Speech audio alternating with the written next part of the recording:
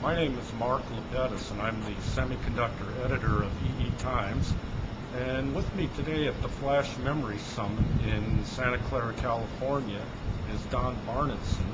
He's the Senior Director of Marketing for the Solid State Storage Division at SanDisk Corporation.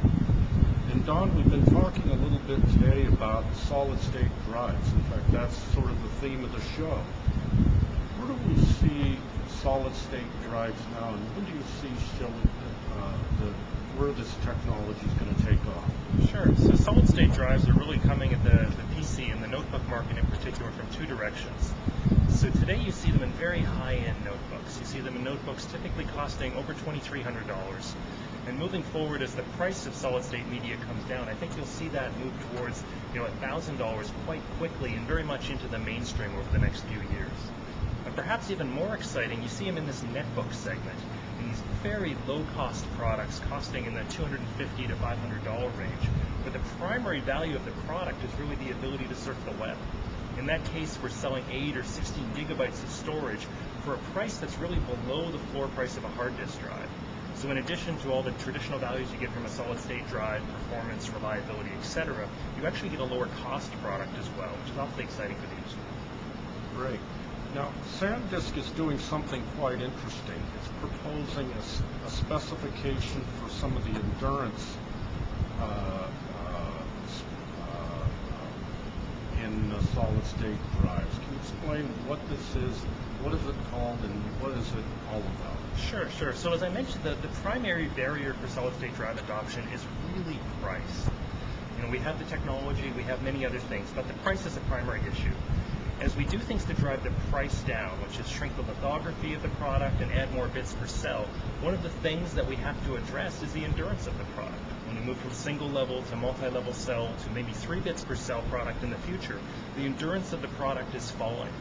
And in addition, if you look at this netbook segment that I talked about, we're shipping very low capacity flash drives. So in that space, we're actually seeing customers that are buying an endurance point rather than a capacity point already. There are OEMs who would like to sell a 4 gigabyte Windows XP based system, but SanDisk and other people in the industry are telling them that they really need to start at 8 gigabytes in order to provide their end users with sufficient endurance. So to that end, we've launched a spec which we call long-term data endurance. So what we're doing is we're simply speccing the amount of data that you're allowed to write to a solid-state drive and its lifespan. It's very, very simple. Think of it like a car and a gas gauge. We're basically speccing how big is the gas gauge in an SSD. How much data can you write to this in its lifespan?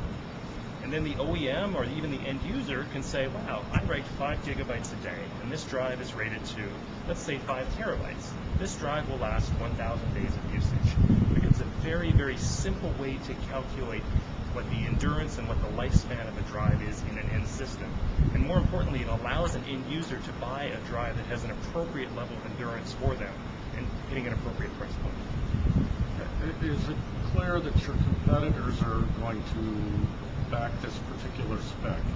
So we made this proposal only 3 weeks ago, and I have to say since then we've gotten great feedback, not only from our OEMs and from our customers, but also from our competitors. So right now we're working to compile a group together who's going to take this to a standards body. These things only work if it becomes an industry standard, and this is just such a compelling standard for the industry, such a simple way to spec endurance. There appears to be critical mass behind it. So stay tuned and wait for more. Great. Don, thank you very much for your time. It's been a pleasure, and have a good show. Great, thanks. Thank you. Cheers. Great.